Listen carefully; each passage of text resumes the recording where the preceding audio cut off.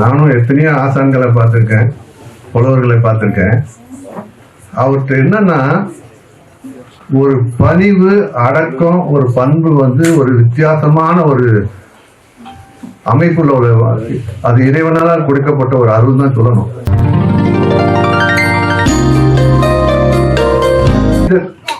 ஒரு ஒரு ஆசான் மட்டும் இல்ல, ஒரு புலவர். ஏன்னா ஒரு புலவருக்கு ஒரு புலமையில தான் புலவராக இருக்க முடியும். ஏன்னா நான் உமர் புலவருடைய வம்சத்துல வந்தவன். உமர் புலவர் வாரிசல் இலக்கிய கட்டில் வச்சு நடத்திக்கிட்டு இருக்கேன்.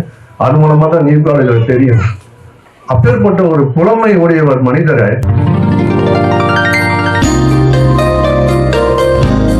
மார்க்காரிங்க சொன்னாரு, தம்பி நீ மனித உரிமை இருக்கிற, மனித உரிமையை முறையை துவைக்க வச்சது யார் தெரியுமான்னு சொன்னாரு.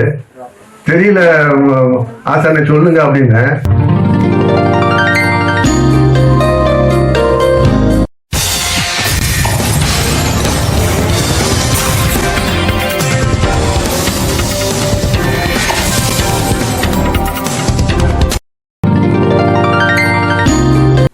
எல்லோருக்கும் இனிய மாலை வணக்கம். இறைவனுடைய அருளை கொண்டும் முகமது நபி ஸல்லல்லாஹு அலைஹி வஸல்லம் அவருடைய வசீலாவை கொண்டும் என் குருமகான் சைதீஷான் அவருடைய துணையை கொண்டும் உங்களுடைய ஆசீர்வாதத்தை கொண்டும் இங்கே மேடையில் அமர்ந்திருக்கக்கூடிய நீதியரசர்கள் மற்றும் நீதிபதிகள், முன்னாள் நீதிபதிகள் அவருடைய ஆசீர்வாதத்தை கொண்டும் என் சித்தத்தை ஆரம்பம் செய்கிறேன். புலவர் ஹுசைன் ஐயா ஒரு மாறுபட்ட கோணத்தில் உள்ள ஒரு மனிதர். நானும் எத்தனையோ ஆசான்களை பார்த்துருக்கேன், புலவர்களை பார்த்துருக்கேன். அவர்கிட்ட என்னன்னா ஒரு பணிவு, அடக்கம், ஒரு பண்பு ஒரு வித்தியாசமான ஒரு அமைப்புள்ள ஒரு அது இறைவனால் கொடுக்கப்பட்ட ஒரு அருள் தான் சொல்லணும். எங்க மாமா சித்தப்பா எல்லாத்துக்கும் அவங்க கிளாஸ் எடுத்திருக்காங்க. எத்தனையோ எங்க குடும்பத்துல எத்தனையோ பேருக்கு அவங்க பயிற்சி வச்சிருக்காங்க. தம்பி புலவர் ஹுசைன் ஐயா அவங்க எழுதிய புதுக்கவிதை நூலுக்கு ஏப்ரல் மாதம் தான் தமிழ்துறை சார்பில் அவங்களுக்கு அவார்டு கிடைச்சிருக்கு. தம்பி அவங்க வாங்க வேண்டிய அவார்டை தம்பி வாங்கினா. அவங்க இறக்கிறதுக்கு கரெக்டா ஒரு மாசத்துக்கு முன்னாடி என்கிட்ட ஒரு அப்பாயின்மெண்ட் கேட்டாங்க, தம்பி உங்களை பார்க்கணும்ட்டு. அப்ப நான் ஊருக்கு போக வேண்டிய வேலை, கம்பெனில கொஞ்சம் டைட்டான நேரம் இருக்கிறதுனால எனக்கு அப்பாயின்மெண்ட் அவங்க கேட்கற நேரத்தில் என்னால் கொடுக்க முடியல. அப்போ கேட்டுட்டே இருந்தாங்க, அண்ணன் கொஞ்சம் டைம் கொடுக்கணும்னா 2வது பார்க்கலான்னு சொல்லிட்டு இருந்தேன். ஒரு மாசம் 2 மாசம் ஓடிடுச்சு. அப்போ திடீர்னு தம்பி ஃபோன் பண்றாப்புல, அண்ணன் அத்தா இறந்துட்டாங்க அப்படின்ட்டு. எனக்கு இன்னைக்கு மன்னிப்பு கேட்கறேன் தம்பி. ஏன்னா ஒரு அப்பேற்பட்ட ஒரு மனிதர், ஒரு ஆசான் மட்டும் இல்ல, ஒரு புலவர். ஏன்னா ஒரு புலவருக்கு ஒரு புலமையில தான் புலவராக இருக்க முடியும். ஏன்னா நான் உமர் புலவருடைய வம்சத்துல வந்தவன். உமர் புலவர் வாரிசல் இலக்கிய கட்டில் வச்சு நடத்திக்கிட்டு இருக்கேன். அது மூலமா தான் நீர் காலேஜில் தெரியும். அப்பேற்பட்ட ஒரு புலமை உடையவர் மனிதரை இழந்துட்டுன்றது இன்னும் வரைக்கும் ஒரு மன கஷ்டம் இருக்குதான் செய்யுது. அவங்க அந்த ஒரு நல்ல மனிதருடைய அந்த ஆஸ்வாசம் இருக்கு இல்லையா, அந்த பிளெஸிங்ஸ், அவங்களுடைய ஆசீர்வாதம் பிள்ளைங்களுக்கு இறங்குன்னு சொல்லுவாங்க. அந்த மூதாதைய ஆசீர்வாதத்தை இன்னொருத்தங்களை நம்ம வளர்த்து விட்டாதான் நம்ம பிள்ளைகள் வளரும். எங்க தாத்தா சொல்றாரு, நீ அடுத்தவனுக்கு நீ வளர்ந்து வந்தா மட்டும் முக்கியம் இல்லை, உனக்கு கீழே உள்ளவன வளர்த்து விடு, உன்னை நம்பி வரவன வளர்த்து விடு.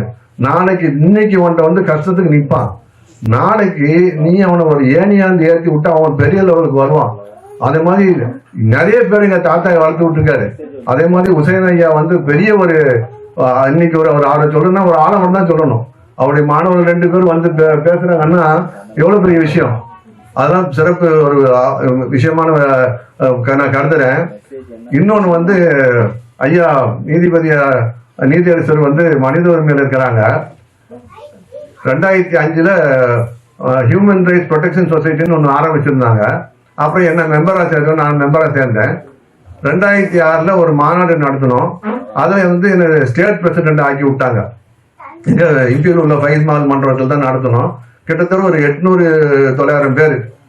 அப்படி ஒரு மாநாடு, அரசியல் மாநாடுலாம் மிஞ்சிற அளவுக்கு ஒரு மாநாடு ஒரு பேர் வாங்கினா அது ஃபர்ஸ்ட் ஹியூமன் ரைட்ஸை வச்சு நாங்கள் தான் ஆரம்பிச்சு விட்டோம்.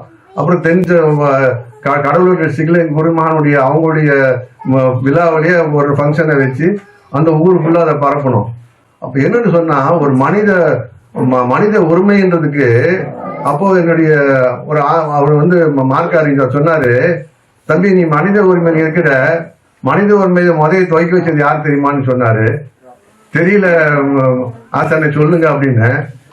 முகமது நபி தான் அதாவது மனித உரிமைக்கு ஒரு விளக்கத்துக்கு வந்து நடைமுறையில கொண்டு வந்தவர் அப்படின்னாரு. சொல்லுங்க ஏதாச்சும் அதுக்கு ஒரு காரணம் சொல்லுங்களா அப்படின்னு.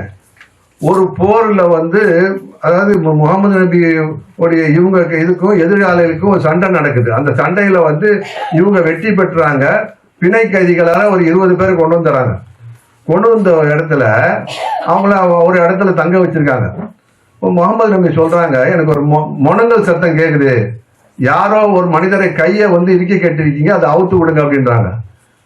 கடைசியில் பார்த்தா அவர் கை இருக்க கட்டு போய் அவரால் கை ரத்த ஓட்டம் குறைஞ்சிடும்ல, அதனால அழைச்சிட்டு அப்புறம் கூப்பிட்டு கேட்குறேன், உங்களுக்கு என்ன கதை தெரியுன்ட்டு. நான் படிச்சு கொடுப்பேன். சரி என்னுடைய பிள்ளைங்களுக்கு நீங்க அரபி கற்றுக் கொடுங்கன்னு சொல்லி அவர் அரபி ஆசானா மாத்துறாரு. அது ஒரு சம்பவம். இன்னொரு சம்பவம் சொன்னாரு, மனித உரிமை மட்டும் இல்ல மிருக உரிமையையும் முகமது நபி கற்றுக் கொடுத்தாரு. அது என்ன விளக்கம் சொல்லுங்கன்னு. ஒரு வாட்டி ஒரு தோட்டத்துல போயிட்டு இருக்குள்ள பேரிச்ச தோட்டம் போகக்குள்ள அங்க ஒரு ஒட்டகம் வந்து அது கட்டுக்கடமாங்க இங்கேயும் எங்க ஓடுது, மனிதர்கள் கடிக்குது. அப்போ வந்து சொல்றாங்க, அந்த ஒட்டகம் வந்து ரொம்ப மூர்க்கத்தனமா இருக்கு, இங்க கிட்ட போகாதீங்க, நபி உங்களை கடிச்சிடும், எல்லாத்தையும் கடிக்குது. அப்போ முகமது சொன்னாங்க, அது கடிக்காது, நீங்க அவுத்து விடுங்க அப்படின்ட்டு. விட்ட உடனே கிட்ட போனோன்னு வந்துச்சு.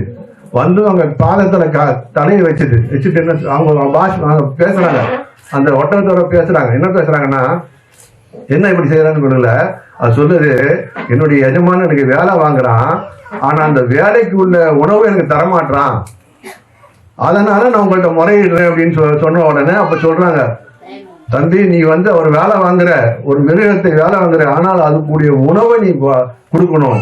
அதே மாதிரி குருமான்னு சொல்லுவாங்க, ஆடு கோழியில வந்து வீட்டுல வளர்க்க மாட்டாங்க. ஏன்னா உன்னால அதுக்கு வந்து நேரத்துக்கு உனக்கு தீனி வைக்க முடியுமா தெரியாது, அதுக்கு எப்ப பசியா உனக்கு தெரியாது. நீ வளர்த்துருக்கன்னு நினைச்சிட்டு அதுக்கு நாளைக்கு துன்பம் கொடுத்தா நாளைக்கு நீ மறுமையில இறைவன்கிட்ட சொல்லணும் அப்படின்ற ஒரு மனித உரிமையை முகமது நபி கற்றுக் கொடுத்தது. அதே மாதிரி என் குருமகன் கற்றுக் கொடுத்தது உங்களுக்கு கூட பகிர்ந்துக்கிற ஆசைப்படுறேன். ஏன்னா எனக்கு பெரிய மற்றவங்களாம் பேசணும்னு சொல்லி இந்த வாய்ப்பு தந்த பாபு அவரை நான் நன்றி சொல்லி விடைபெறுகிறேன். ஏன்னா ஆண்டோருக்கும் சான்றோர் இருக்கிற சபையில என்னை போல ஒரு சிறியவனை தாத்தா பேருக்காக என்னை தூக்கி உட்கார வச்சிருக்காரு. அது அவங்க அப்பா நான் செஞ்ச மரியாதை அவர் எனக்கு திருப்பி செய்யறாரு. நன்றி தம்பி. அஸ்ஸலாமு அலைக்கும்.